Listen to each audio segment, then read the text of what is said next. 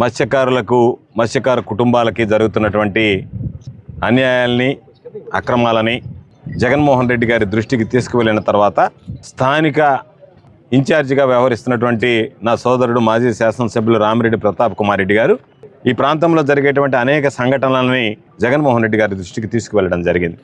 ఆయన స్పందించి మత్స్యకారులందరినీ స్వయంగా కలుసుకొని వాళ్ళ సమస్యలు తెలుసుకొని వాళ్ళకి నేనున్నాను అనేటువంటి భరోసా కల్పించడానికి జగన్మోహన్ రెడ్డి గారు ఒక నిర్ణయం తీసుకొని ఈ ప్రాంతాన్ని సందర్శించాలనేటువంటి ఆలోచన చేయడం జరిగింది. అందులో భాగంగా ఏప్రిల్ మొదటి వారంలో మన ప్రియతమ నాయకులు మాజీ ముఖ్యమంత్రి వర్యులు వైఎస్ జగన్మోహన్ రెడ్డి గారి పర్యటన ఉన్నటువంటి నేపథ్యంలో దానికి సంబంధించి ఆయన ముందస్తు కార్యక్రమాలు, సన్నాహ కార్యక్రమాలు వచ్చేటప్పుడు హెలిప్యాడ్కి సంబంధించినటువంటి ప్రాంత పరిశీలన, మత్స్యకారులతో మాట్లాడడం, మత్స్యకారులకు సంబంధించినటువంటి ఆయన నిర్మించినటువంటి జువలదిన్నె ఫిషింగ్ హార్బర్ సందర్శన, ఇవన్నీ కూడా ఏ విధంగా చేపట్టాలనేటువంటి ఆలోచనతో మరొక సోదరుడు శాసనమండలి సభ్యులు వైఎస్ఆర్ కాంగ్రెస్ పార్టీ ప్రోగ్రామ్ కోఆర్డినేటర్గా వ్యవహరిస్తున్నటువంటి తలసిల రఘురామ్ గారు, అదేవిధంగా మరొక సోదరుడు శాసనమండలి సభ్యులు పర్వతిరెడ్డి చంద్రశేఖర్ రెడ్డి గారు, మేమందరం కూడా ప్రతాప్ రెడ్డి గారి ఆహ్వానం మేరకు ఈరోజు రావడం, వాటికి సంబంధించి పరిశీలన కార్యక్రమం చేపట్టడం జరిగింది. దశాబ్దాల కళ ఈ ప్రాంత మత్స్యకారులకు సంబంధించి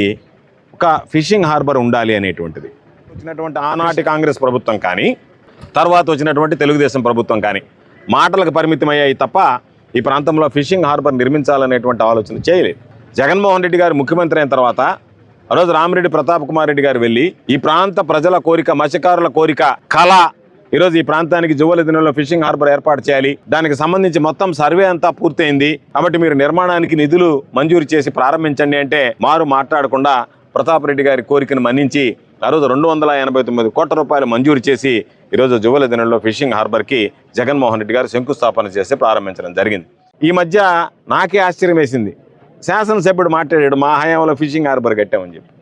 ఎక్కడ కట్టాడో, దీనికి కాంట్రాక్టర్ ఎవరు, సబ్ కాంట్రాక్టర్ ఎవరు, ఏ సబ్ కాంట్రాక్టర్ దీనికి పనులు చేశాడు, ఏ ప్రభుత్వంలో ఆ సబ్ కాంట్రాక్టర్ దీనికి పనులు చేశాడు, ఏ ప్రభుత్వంలో ఆయన సబ్ కాంట్రాక్ట్ ఎక్కడ చేశాడు అనేటువంటి విషయాన్ని కూడా మరిచిపోయి చంద్రబాబు నాయుడు లాగా క్రెడిట్ చోరీ అన్నట్టుగా పాపం ఈయన శాసనసభ్యుడు అయిన తర్వాత ఈయన మంజూరు చేయించి, ఈయన శంకుస్థాపన చేయించి, ఈయనే కట్టినట్టుగా మొన్న మా ప్రభుత్వం వచ్చిన తర్వాత ఫిషింగ్ హార్బర్ కట్టామని చెప్పి కలెక్టరేట్లో కూర్చొని మాట్లాడారు. ఏదైతే జగన్మోహన్ రెడ్డి గారు ఆలోచన చేసి ఇక్కడికి తీసుకొచ్చాడో దానిని ఈరోజు అర్ధాంతరంగా 289 కోట్లు వెచ్చించి తీసుకొస్తే దానిలో ఒక 30 ఎకరాలు, 79 ఎకరాల్లో ఒక 29.5 ఎకరా మేము సాగర్ డిఫెన్స్కి ఇచ్చేస్తాం, దానితో పాటు ఒక సముద్ర తీర ప్రాంతం కొంత వాళ్ళకి ఇస్తామని చెప్పి ఈరోజు మత్స్యకారులకు సంబంధించి అన్యాయం జరిగేటువంటి విధంగా ఉంది. కాబట్టి మత్స్యకారులు రేపటి నుంచి ఇక్కడికి రావాలి అంటే సాగర్ డిఫెన్స్ అంటే వాళ్ళు ఎటువంటి ప్రయోగాలు చేస్తారో తెలియదు సముద్రంలో. వాళ్ళకి దాని అర్థం రాబోయేటువంటి రోజుల్లో మత్స్యకారుల కళ ఏదైతే ఉందో దాన్ని సాకారం చేసుకున్నాం అనేటువంటి ఆనందంలో ఉన్నటువంటి ప్రాంత మత్స్యకారులకి 25,000 కుటుంబాలకి, మత్స్యకారు కుటుంబాలకి ఈరోజు వాళ్ళ ఆశల మీద నీళ్లు జలత దాన్ని మొత్తం కూడా ప్రైవేటైజ్ చేయడానికి ఒక కుట్ర పనడం, దాంట్లో శాంపుల్గా అంటే మత్స్యకారులకు అడవిప్పుతారా లేదా, మౌనంగా ఉంటే మిగతాదంతా కబ్జా చేయొచ్చు అనేటువంటి ఆలోచనతో చేశారు. అయితే మన మత్స్యకారుల్ని నేను హృదయపూర్వకంగా అభినందిస్తున్నా. అది ప్రారంభమైన రోజే ఈరోజు మీరు మా పట్టగొడుతున్నారు అని చెప్పి ఈ ప్రాంత మత్స్యకారులు గళం ఇప్పడం జరిగింది. ఆ మత్స్యకారులకు నా హృదయపూర్వకమైనటువంటి అభినందనలు తెలియజేస్తున్నాను. ఎందుకంటే ఈ జువలదిన్నె ఫిషింగ్ హార్బర్ ఈ ప్రాంత మత్స్యకారులదే అని జగన్మోహన్ రెడ్డి గారు వాళ్ళకే ఇచ్చాడు, వాళ్ళకే అంకితం చేశాడు తప్ప వేరే వాళ్ళకి ఇవ్వలేదు. కాబట్టి దీని మీద హక్కు, ఈ ఆస్తి మొత్తం ఈ ప్రాంత మత్స్యకారులకే సంబంధించి తప్ప ఎవరికి లేదు.